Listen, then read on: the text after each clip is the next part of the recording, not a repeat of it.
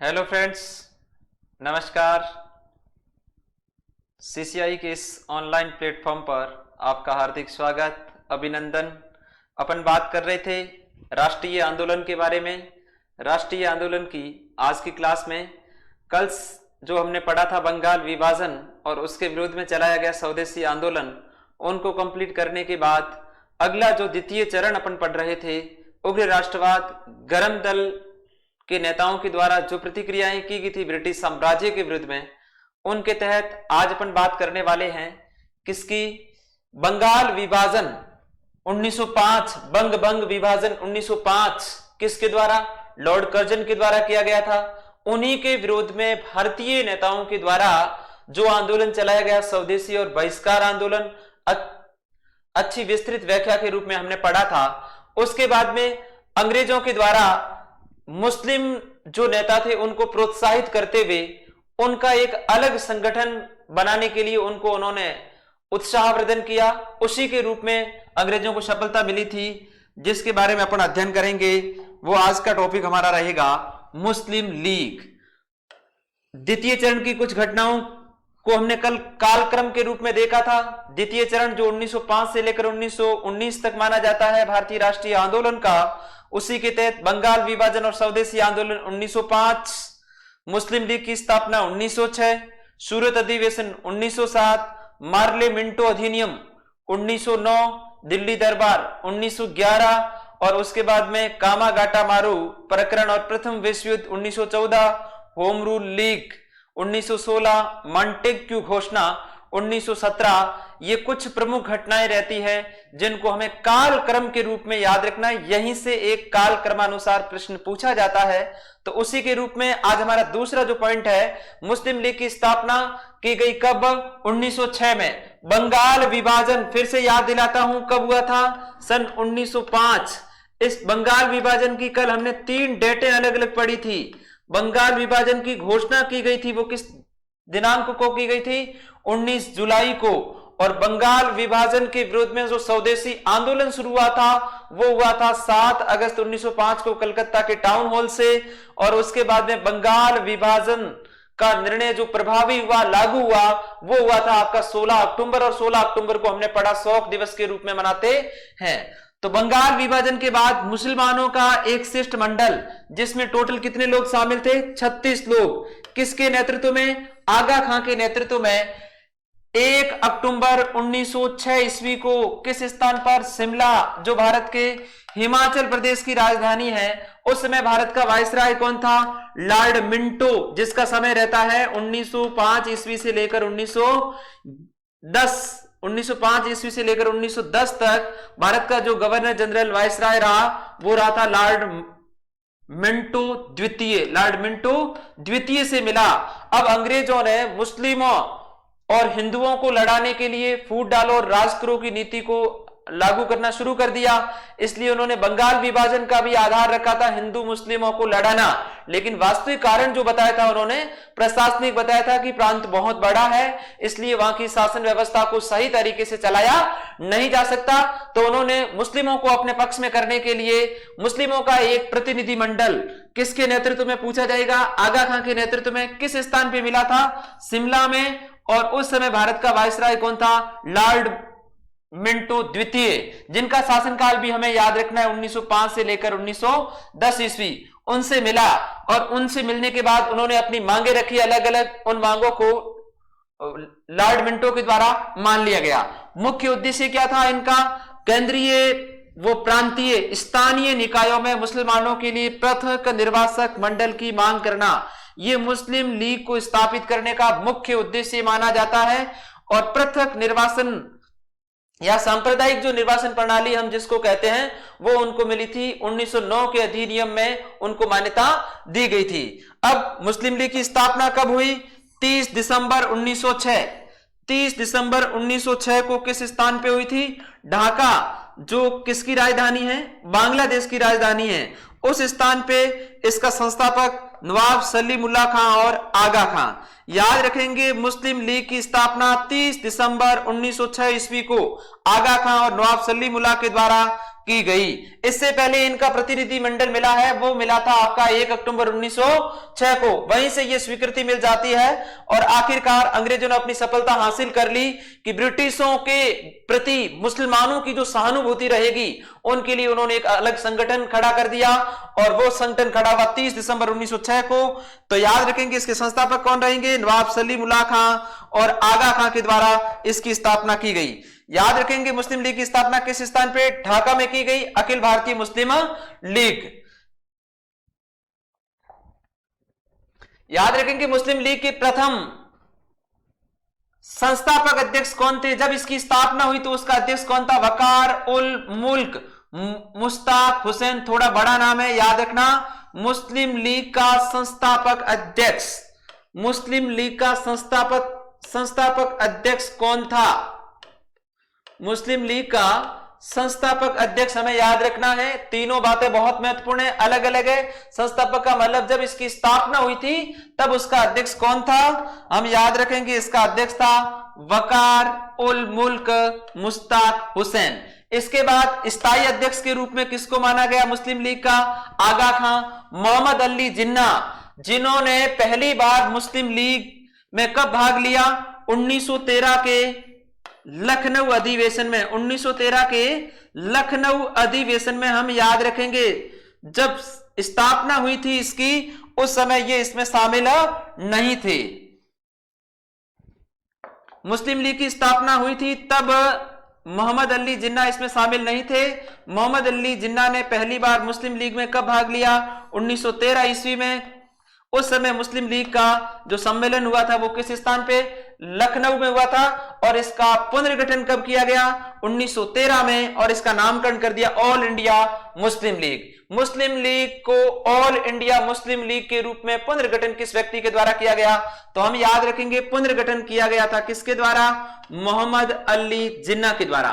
पुनर्गठन किसके द्वारा किया गया, मोहम्मद अली जिन्ना के द्वारा इसका पुनर्गठन किया गया।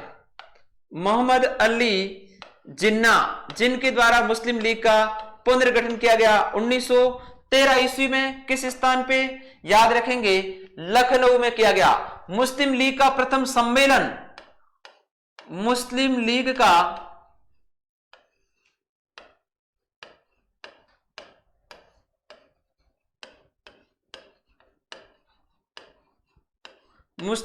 प्रथम सम्मेलन 1907 कराची में हुआ। याद रखेंगे बहुत इंपॉर्टेंट है। मुस्लिम लीग का प्रथम सम्मेलन कब हुआ, 1907 ईस्वी में। किस स्थान पे हुआ था, कराची में, याद रखेंगे जो पाकिस्तान में स्थित है।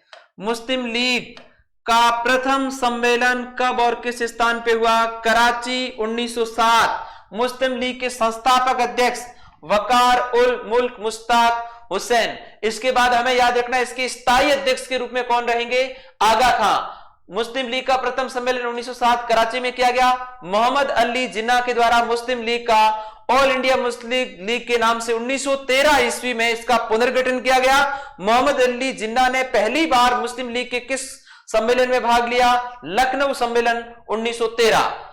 तो याद रखेंगे। और उसके बाद में मुस्लिम लीग ने भी अपना जो लक्ष्य था वो क्या घोषित कर दिया, स्वशासन। इससे पहले उन्होंने 1912 में उनका सम्मेलन हुआ, उसमें उन्होंने कहा था कि कोई भी भारतीय ऐसी संस्था जो मुस्लिम लीग या मुस्लिमों के हितों का कुठाराघात नहीं करे, मुस्लिम लीग उनकी सहायता करेगी।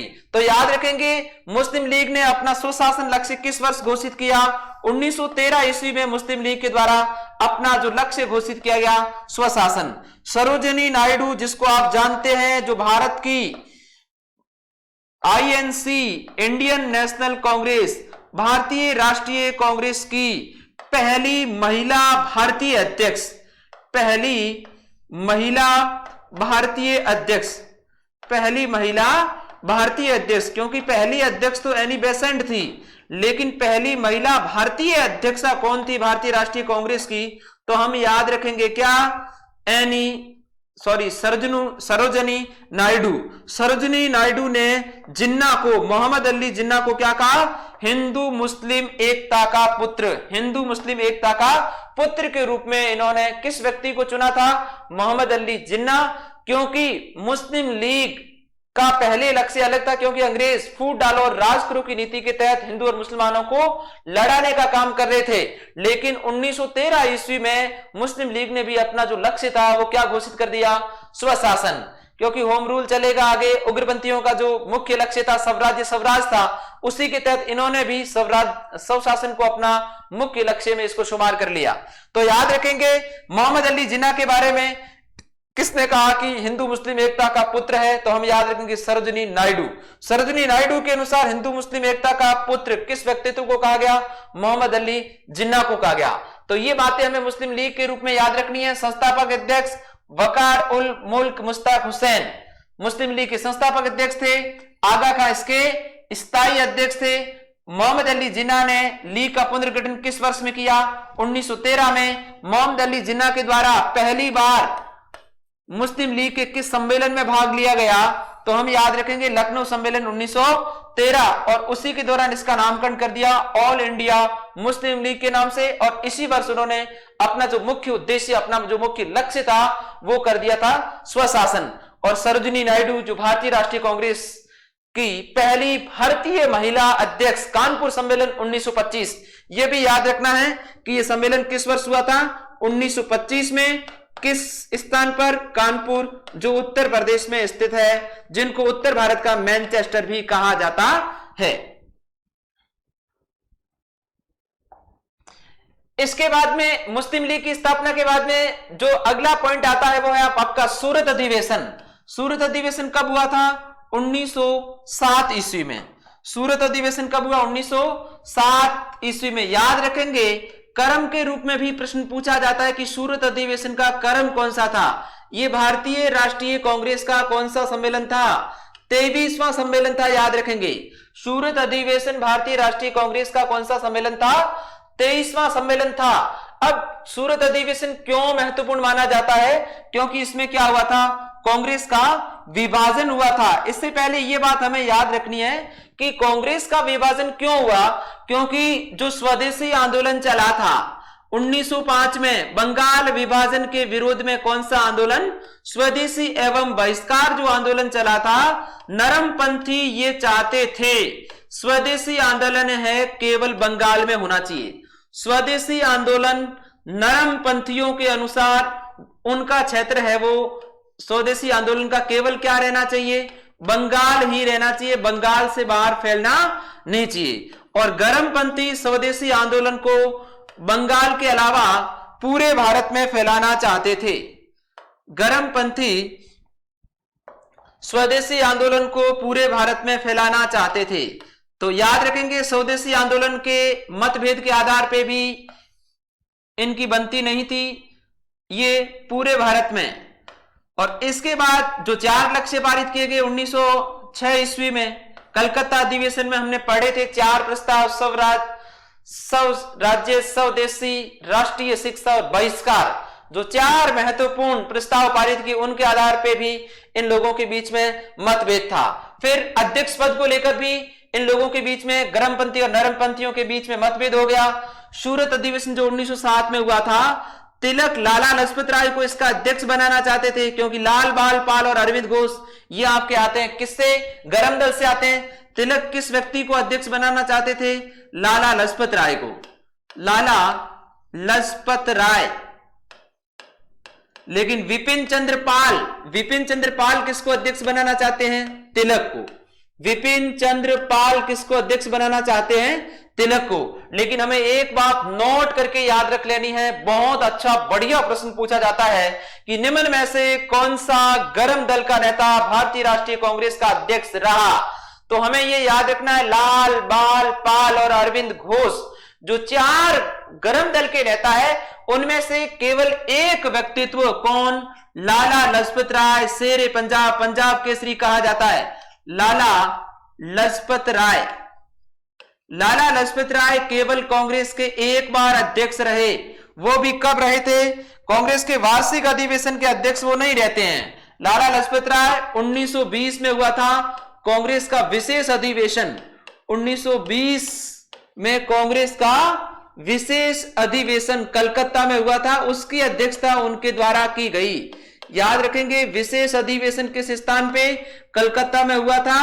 गरम दल के किस नेता ने उसकी अध्यक्षता की थी? हम ये बात अच्छी तरह से याद रखेंगे कि लाला लाजपत राय ही एकमात्र व्यक्तित्व था गरम दल का जिन्होंने भारतीय राष्ट्रीय कांग्रेस की अध्यक्षता की थी। न तो लाला लाजपत राय के छोड़कर बाल गंगाधर तिलक, विपिन चंद्र पाल और अरविंद घोष कभी भारतीय राष्ट्रीय कांग्रेस के अध्यक्ष नहीं रहे थे। तो याद रखेंगे कि तिलक था जो किसको अध्यक्ष बनाना चाहता था? लाला लाजपत राय को। विपिन चंद्र पाल किसको बनाना चाहते थे? तिलक को। लेकिन सूरत से पहले यह अधिवेशन नागपुर में प्रस्तावित था। किस स्थान पर प्रस्तावित था? नागपुर में प्रस्तावित था। अब नागपुर था वो आता था मध्य प्रांत में और सूरत आता था बंबई प्रांत में। याद रखेंगे सूरत मुंबई प्रांत में आता था और नागपुर किस में आता था? मध्य प्रांत में। अब बंबई था वो तिलक का घरेलू प्रांत था, इसलिए उन्होंने उस वर्चस्व को समाप्त करने के लिए कि नागपुर से हटाकर यह अधिवेशन किस स्थान पर रख दिया? सूरत में। तो उसके बाद में उन्होंने बड़ी चालाकी से इसकी जो अध्यक्षता की थी, हम याद रखेंगे सूरत अधिवेशन की अध्यक्षता जो करते हैं वो कौन करते हैं? रास बिहारी घोष। रास बिहारी बोस अलग है और रास बिहारी घोष अलग है। याद रखेंगे सूरत कांग्रेस का जो अधिवेशन 1907 में हुआ जिसमें कांग्रेस का विभाजन हो गया, उसकी अध्यक्षता किसने की? रास बिहारी घोष। रास बिहारी घोष के द्वारा इसकी अध्यक्षता की गई। नोट करके याद रख लेना। और एग्जाम में भी हम जब प्रश्न को पढ़ते हैं तो अति उत्साह से ध्यान नहीं देते हैं, उसमें बोस और घोष में ज्यादा फर्क नहीं लगता है। तो विशेष रूप से याद रखना कि सूरत अधिवेशन की अध्यक्षता किस व्यक्तित्व के द्वारा? रास बिहारी घोष। फिर से कह रहा हूं, रास बिहारी बोस अलग है और रास बिहारी घोष अलग है। और रास बिहारी घोष के द्वारा इसकी क्या की गई? अध्यक्षता की गई। अब विभिन्न मुद्दे थे, उनके आधार पर इनके बीच में टकराट हो गई और टकराट होने के कारण कांग्रेस कितने भागों में बंट गई? दो, एक गरम दल और दूसरा नरम दल। लाल बाल और पाल। लाल बाल और पाल याद रखेंगे। और नरम दल के नेता तो अपन पहले ही पढ़ चुके हैं, दादा भाई नारोजी, सुरेंद्रनाथ बनर्जी, गोपाल कृष्ण गोखले, मदन मोहन मालवीय। इसके बाद में ये विभाजन कर दिया गया। उस समय बाल गंगाधर तिलक पर 1908 ईस्वी में राजद्रोह का आरोप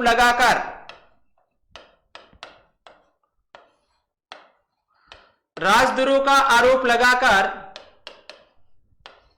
उनको गिरफ्तार करके मांडले जेल, किस स्थान पर? मांडले जेल जो कहां स्थित है? ब्रह्मा में, वहां भेज दिया गया।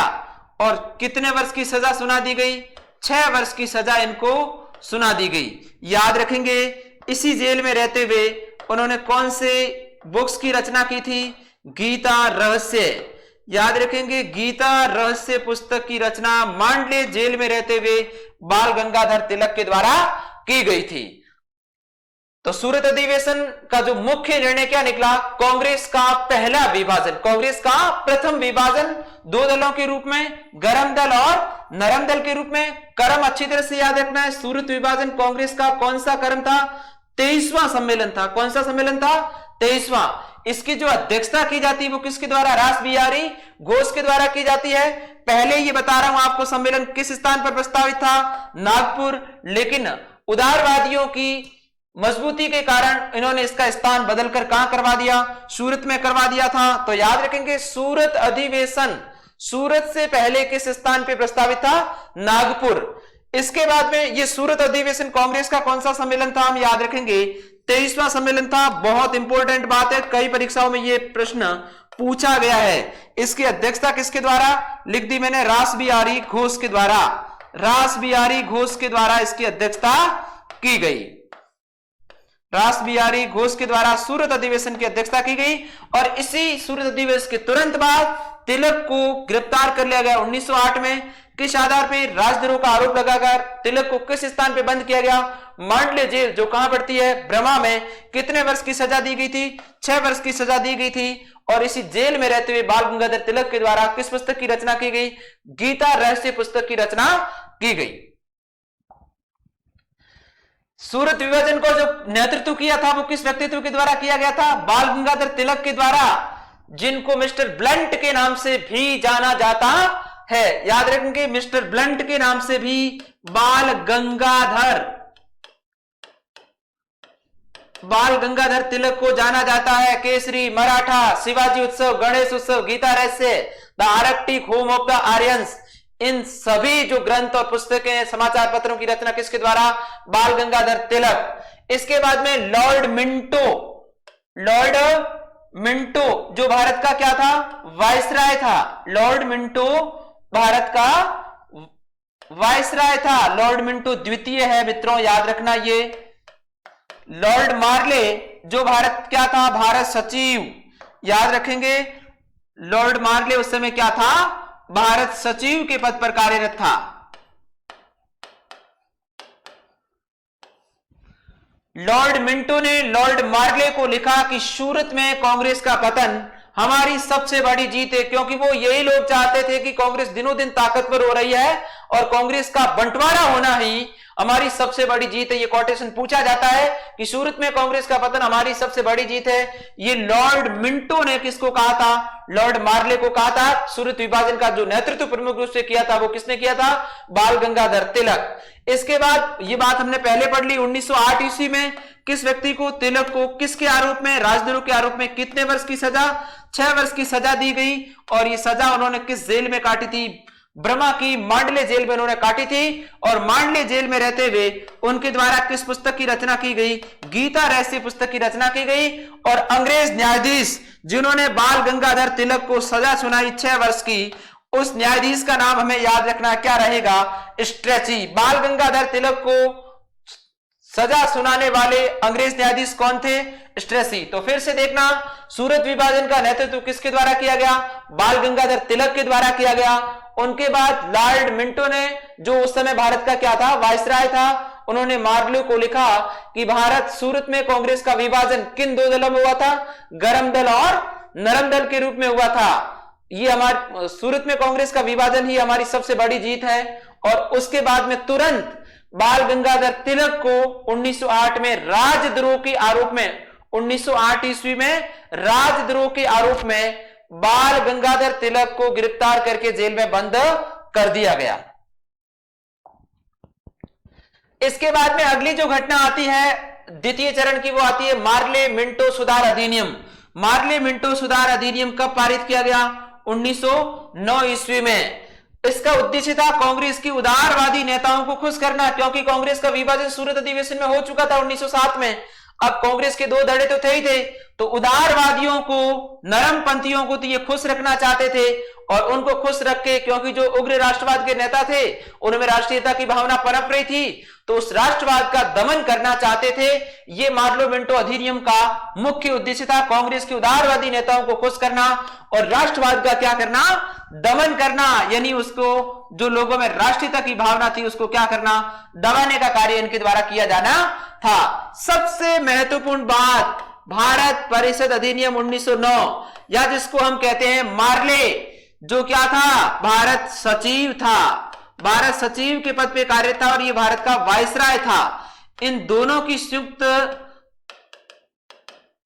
संयुक्ता के तत्वाधान में इस अधिनियम का निर्माण किया गया। और इस अधिनियम में जो अंग्रेजों को सफलता मिली कि वैसे तो फूट डालो और राज करो की नीति के तहत अपना शासन चला ही रहे थे और मुस्लिमों को भी लालच दे दिया। उसके बाद उन्होंने मुस्लिमों को पृथक सांप्रदायिक निर्वासन प्रणाली थी वो लागू कर ली थी। कई परीक्षा में यह प्रश्न पूछा जाता है कि 1909 के अधिनियम की मुख्य विशेषता क्या है?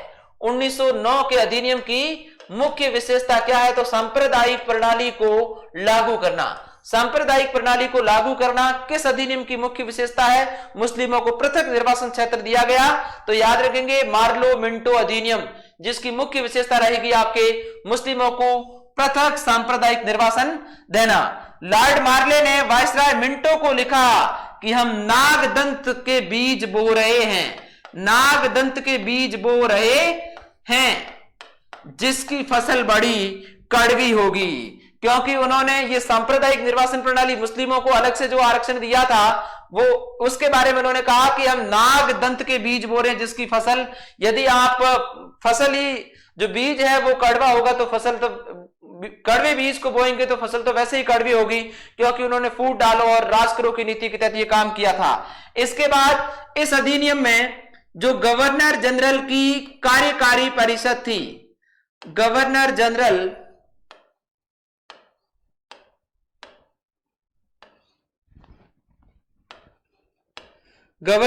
की कार्यकारी परिषद में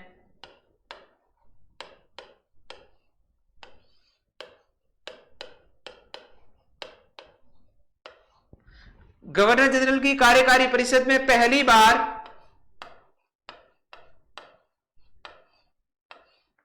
भारतीय सदस्य की नियुक्ति की गई, पहली बार भारतीय सदस्य की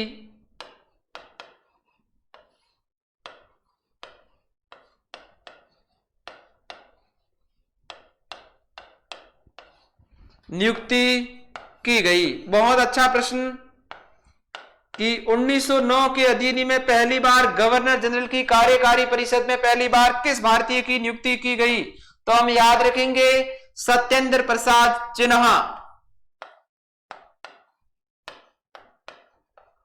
सत्येंद्र प्रसाद सिन्हा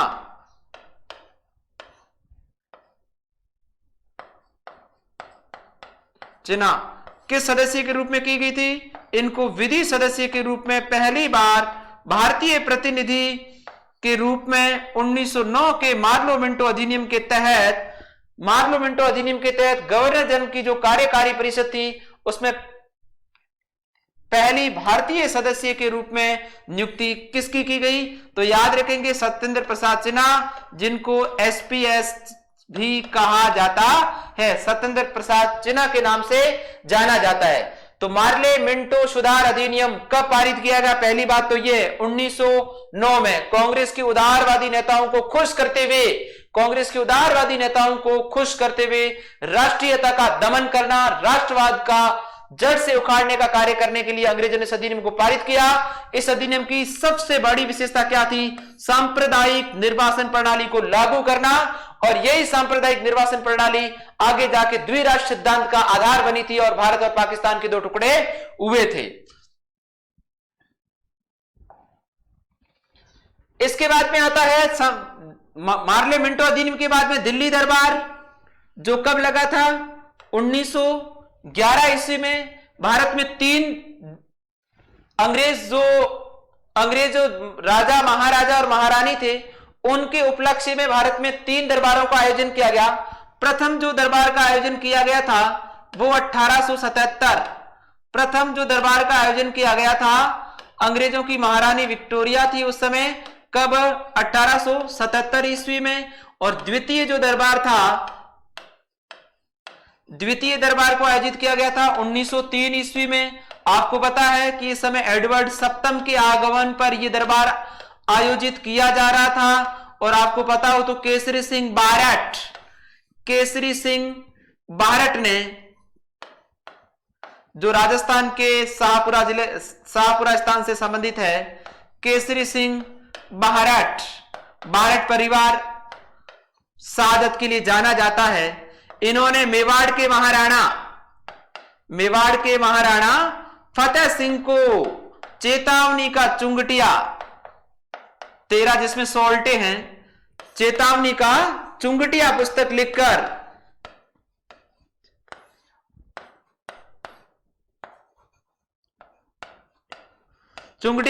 लिखकर महाराणा को दी थी। और महाराणा के दिल्ली पहुंचने के बावजूद भी उन्होंने इसमें भाग नहीं लिया था। तो ये बात रखेंगे याद। अंग्रेजों के उपलक्ष्य में उनके स्वागत समारोह के लिए पहला जो दरबार आयोजित किया गया 1877 ईस्वी में महारानी विक्टोरिया के उपलक्ष्य में। द्वितीय जो दरबार आयोजित किया गया वो 1903 ईस्वी में। उस समय एडवर्ड सप्तम ब्रिटेन के सम्राट थे। और इसके बाद तीसरा आपका है ये कब?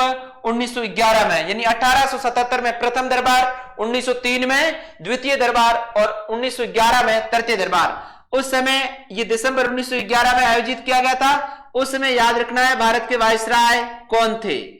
दिल्ली दरबार के समय भारत के वायसराय कौन थे? लॉर्ड हार्डिंग द्वितीय। याद रखेंगे लॉर्ड हार्डिंग।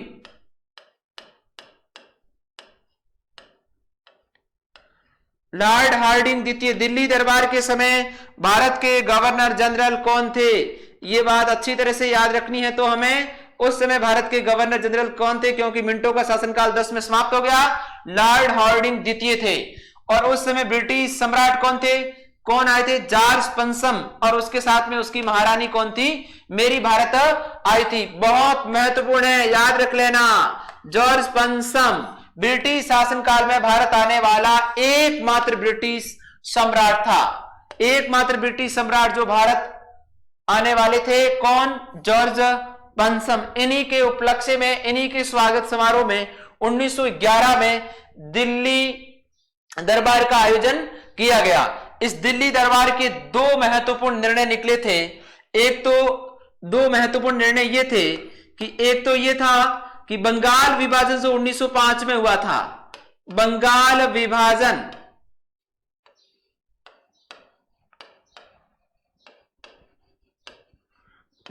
विभाजन रद्द किया गया। बंगाल विभाजन हुआ कब था? 1905। लेकिन इसको दिल्ली दरबार के उस समय इसको 1911 ईस्वी में क्या किया गया? रद्द। दूसरा, राजधानी परिवर्तन की गई थी। दिल्ली दरबार के दो महत्वपूर्ण निर्णय निकले। राजधानी परिवर्तन,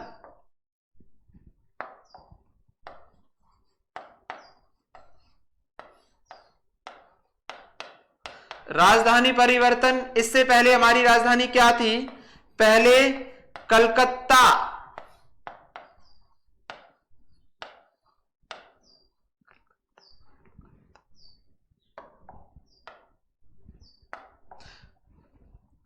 कलकत्ता थी। और 1912 ईस्वी में विधिवत रूप से मूर्त रूप दिया गया। कलकत्ता के बाद राजधानी किसको बनाया गया? दिल्ली को। राजधानी किसको बनाया गया? दिल्ली को। कब बनाया गया? 1912 ईस्वी में। तो दिल्ली दरबार के दो महत्वपूर्ण निर्णय निकले थे। एक तो बंगाल विभाजन को क्या कर दिया हमने? रद्द कर दिया था। और उसके बाद में दूसरा महत्वपूर्ण जो निर्णय था, राजधानी परिवर्तन। पहले कलकत्ता थी और कलकत्ता के बाद 1912 में भारत की राजधानी किस शहर को बनाया गया? दिल्ली को बनाया गया। बंगाल विभाजन रद्द 12 दिसंबर 1911। राजधानी परिवर्तन यानी पहले कलकत्ता और कलकत्ता के स्थान पर किसको बनाया गया? दिल्ली को बनाया गया।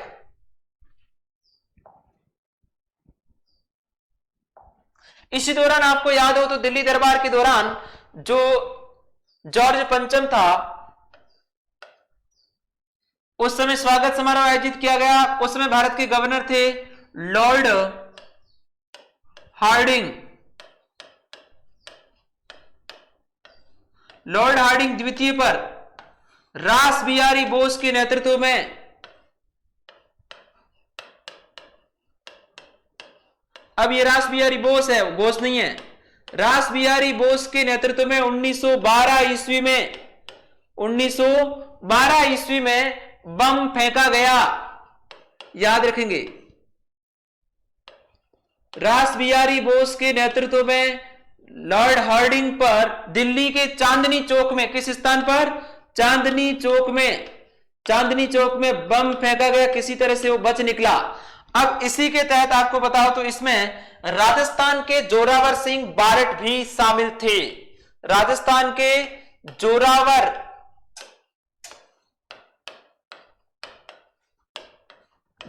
सिंह बारट भी शामिल थे। याद रखेंगे अच्छी तरह से कि चांदनी चौक में लॉर्ड हार्डिंग पर बम जो फेंका गया, किसके नेतृत्व में? रास बिहारी बोस। उसमें राजस्थान का कौन सा क्रांतिकारी शामिल था? तो हमें याद रखना है कौन सा शामिल था?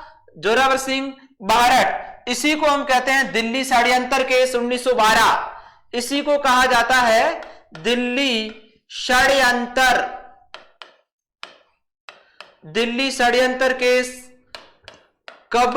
1912। किससे संबंधित है? लॉर्ड हार्डिंग द्वितीय पर रास बिहारी बोस के नेतृत्व में बम फेंका गया। इसी दिल्ली षड्यंत्र केस के तहत कुछ लोगों को फांसी दी गई थी। याद रखेंगे, जिसमें अवध बिहारी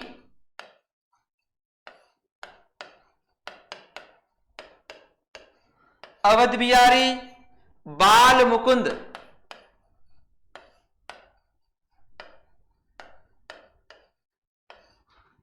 तीसरा बसंत कुमार,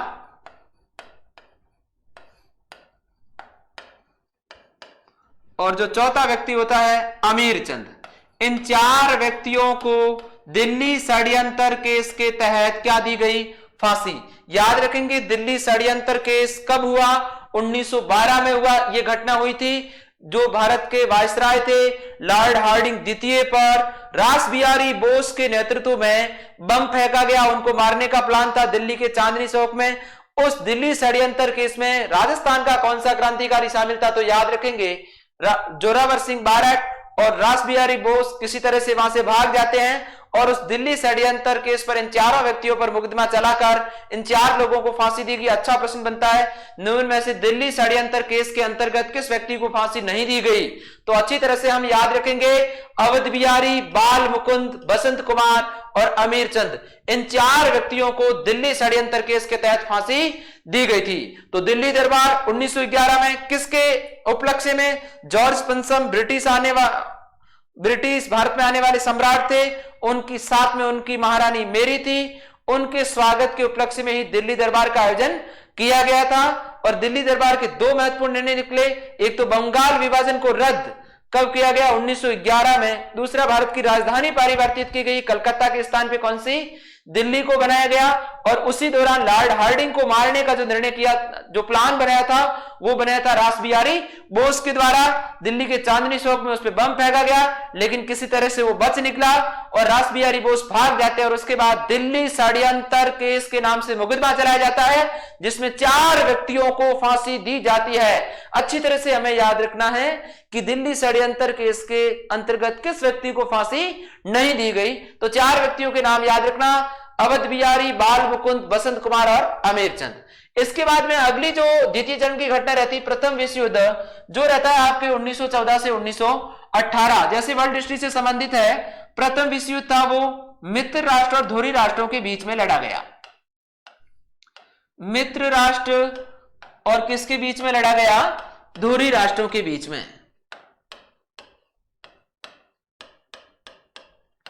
प्रथम विश्व युद्ध 1914 से लेकर 1918 ईस्वी के बीच में लड़ा गया। किन के बीच में? मित्र राष्ट्र और धुरी राष्ट्रों के बीच में। मित्र राष्ट्रों की संख्या थी 32, मित्र राष्ट्रों की संख्या 32 थी और धुरी राष्ट्रों की संख्या केवल कितनी थी? 4 थी। इनमें जो मुख्य देश थे वो फ्रांस, इंग्लैंड जिसको हम ब्रिटेन कहते हैं, रूस भी शामिल था, अमेरिका भी था, बड़े बड़े देश सभी इसी में शामिल थे। और इधर से हमें 4 नाम ही केवल याद रखने हैं, जिसमें जर्मनी मुख्य था, धुरी राष्ट्रों का जो नेतृत्व करने वाला जर्मनी था, टर्की कह दीजिए, तुर्की कह दीजिए, ऑस्ट्रिया हंगरी,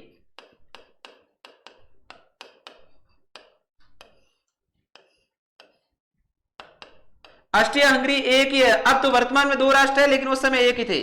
और चौथा था बुल्गारिया। ये 4 राष्ट्र थे किसमें? धुरी राष्ट्रों में शामिल थे।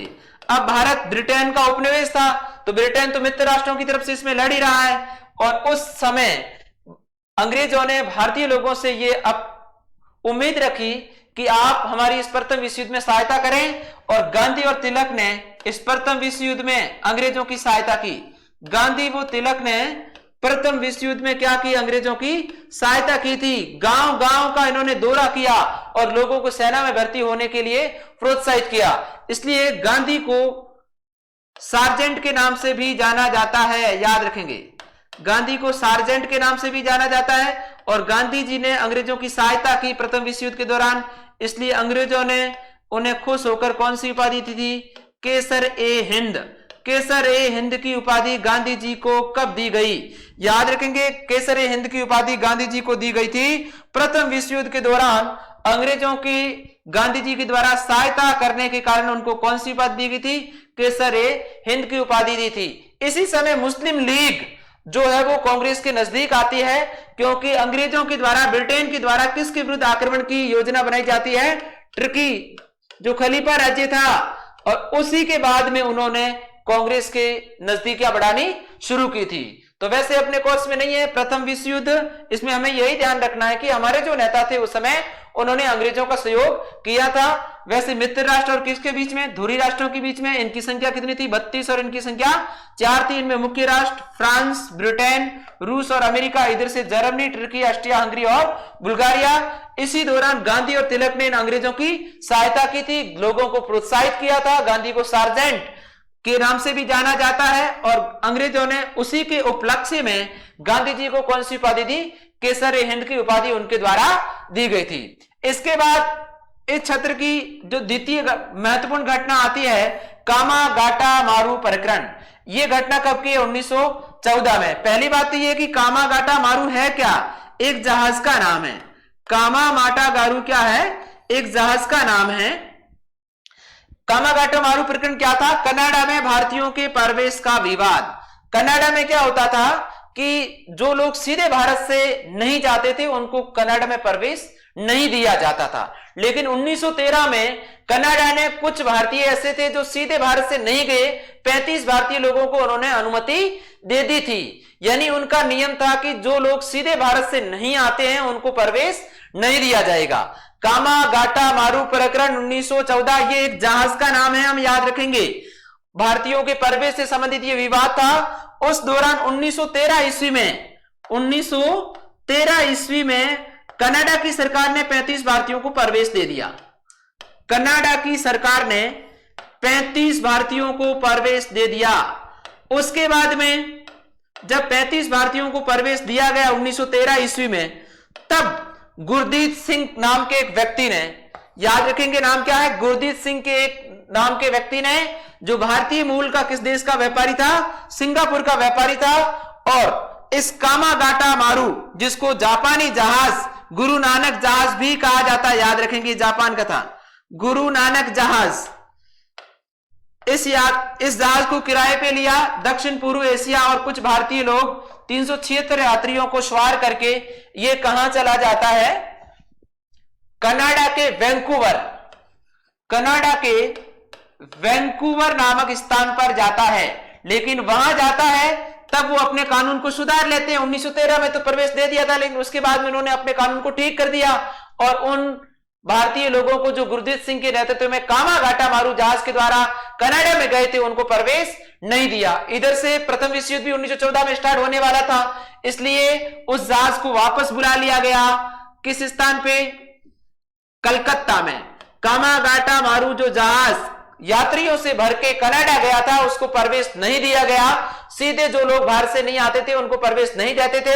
जब प्रवेश नहीं दिया गया तो उस जहाज को वापस किस स्थान पे बुलाया गया, कलकत्ता में। कब, 29 सितंबर 1914 को कलकत्ता के किस बंदरगाह पे, किस डॉकयार्ड पे उनको उतारा गया, बजबज बंदरगाह पर उनको उतारा गया। बजबज बंदरगाह कहां स्थित है, कलकत्ता में स्थित है। यात्रियों और पुलिस के बीच में मुठभेड़ हुई जिसमें कितने यात्री लोग मारे गए, 18 यात्री लोग उसमें मारे गए।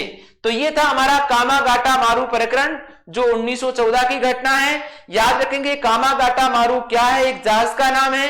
ये कनाडा में भारतीयों के प्रवेश से संबंधित था। ऐसे भारतीय जो, ऐसे लोग जो सीधे भारत से जाते थे वो तो जा सकते, लेकिन सीधे भारत से नहीं जाते थे, कहीं गए हुए हैं, उन लोगों का प्रवेश वो कनाडा में क्या था, वर्जित था। लेकिन 1913 ईस्वी में 35 भारतीयों को उसमें प्रवेश दिया गया। लेकिन उसके बाद में गुरदीत सिंह के नाम के व्यक्ति ने इस जापानी जहाज था, ये किस देश का जहाज था, जापान का था, कामागाटा मारू, जिनको हम गुरु नानक जहाज के नाम से भी जाना जाता है, और ये जापानी जहाज था। और गुरदीत सिंह कौन था, वो भारतीय मूल का सिंगापुर का व्यापारी था। 376 यात्री, कितने यात्रियों को लेके गया, 376, और कनाडा के किस स्थान पे लेकर गया, वैंकूवर स्थान पे लेके गया। लेकिन उसको वहां प्रवेश नहीं दिया गया। तब प्रथम विश्व युद्ध की स्थिति के कारण उस जहाज को वापस बुला लिया गया और वापस वो आके किस स्थान पे, कलकत्ता के किस बंदरगाह पे, बजबज बंदरगाह पे उतरता है। यात्री और पुलिस के बीच में मुठभेड़ के कारण कामागाटू प्रकरण में कितने यात्री मारे गए, 18 यात्री मारे गए। अगली जो इस सन की घटना आती है कौन सी, लखनऊ पैक्ट कब हुआ था, 1916 में। आपको पता है कि कांग्रेस का लखनऊ सम्मेलन बहुत प्रसिद्ध रहा है। इसकी अध्यक्षता किसने की थी, एसी मजूमदार, अंबिका चरण मजूमदार के द्वारा लखनऊ सम्मेलन की अध्यक्षता की गई। इस लखनऊ पैक्ट के दो मुख्य समझौते किए जाते हैं। एक तो क्या है कि आपको पता है कि 1907 ईस्वी में कांग्रेस के गरम दल और नरम दल के रूप में जो विभाजन हुआ था उनका वापस क्या हो गया, एकीकरण। और दूसरा रहता है कांग्रेस और मुस्लिम लीग में समझौता। याद रखेंगे लखनऊ पैक्ट जो है वो कांग्रेस प्लस मुस्लिम लीग में क्या हो गया, समझौता। क्योंकि 1914 में प्रथम विश्व युद्ध के दौरान ब्रिटेन ने जब तुर्की के खिलाफ युद्ध की घोषणा की तो मुस्लिम धीरे धीरे अपने स्वशासन के लक्ष्य को प्राप्त करने के लिए कांग्रेस के नजदीक आने लगे। तो 1916 के लखनऊ पैक्ट में पहला जो समझौता था वो किसके बीच में, कांग्रेस और मुस्लिम लीग के बीच में समझौता हो गया।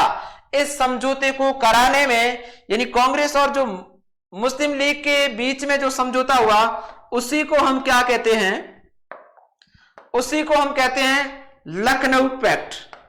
उसी को हम क्या कहते हैं, लखनऊ पैक्ट के नाम से जानते हैं। इस लखनऊ पैक्ट को कराने में एक तो बाल गंगाधर तिलक की महत्वपूर्ण भूमिका थी।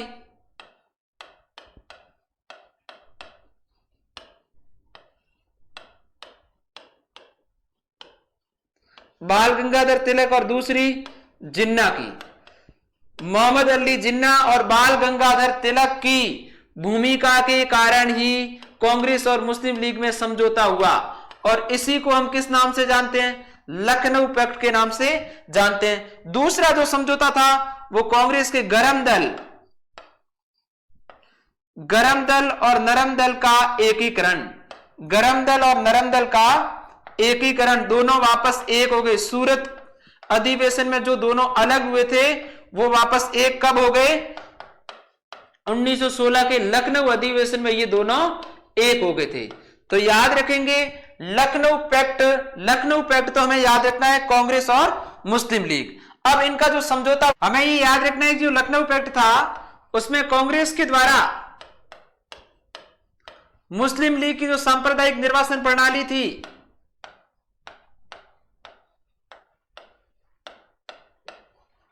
सांप्रदायिक प्रणाली को कांग्रेस के द्वारा स्वीकार किया गया। यह आने वाले समय में भारत और पाकिस्तान के विभाजन के रूप में थी, लेकिन कांग्रेस ने इस प्रणाली को स्वीकार करके एक बड़ी भूल की।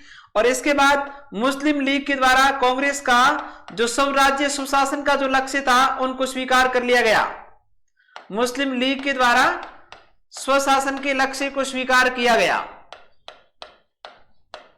तो हमें यह बात याद रखनी है कि लखनऊ जो समझौता था लखनऊ पैक्ट के नाम से जाना जाता है। 1916 ईस्वी में हुआ था कांग्रेस का ये सम्मेलन, जिसकी अध्यक्षता एसी मुजुमदार, अंबिका चरण मुजुमदार के द्वारा की गई, जिसमें दो समझौते महत्वपूर्ण रूप से रहते हैं। एक तो कांग्रेस और मुस्लिम लीग का समझौता ही किस नाम से जाना जाता है, लखनऊ पैक्ट के नाम से जाना जाता है।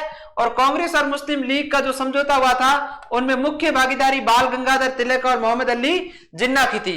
दूसरा जो समझौता था वो कांग्रेस के गरम दल और नरम दल जो 1907 ईस्वी में सूरत अधिवेशन में कांग्रेस का विभाजन हो गया था, उनका पुनः क्या हो गया, इस सम्मेलन के दौरान एकीकरण हो गया था। इसके बाद में मुस्लिम लीग के द्वारा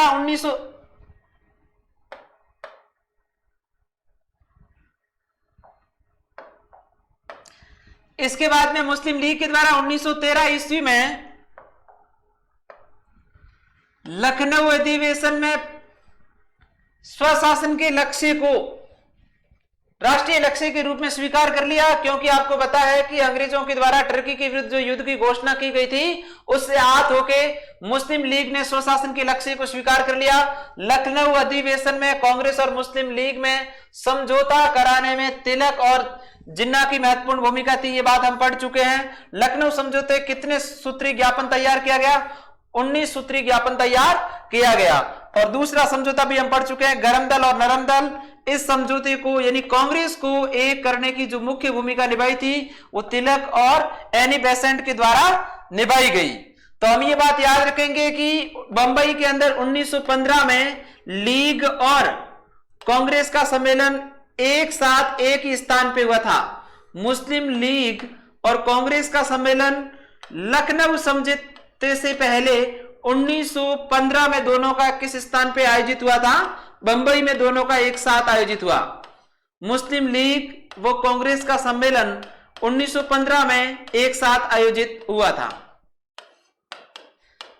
और उसके बाद में ये दो समझौते लखनऊ समझौते के तहत हो गए थे। लखनऊ समझौते में तिलक ने प्रसिद्ध नारा दिया था, स्वराज्य मेरा जन्मसिद्ध अधिकार है। स्वराज्य मेरा या स्वतंत्रता मेरा जन्मसिद्ध अधिकार है। जन्मसिद्ध अधिकार है।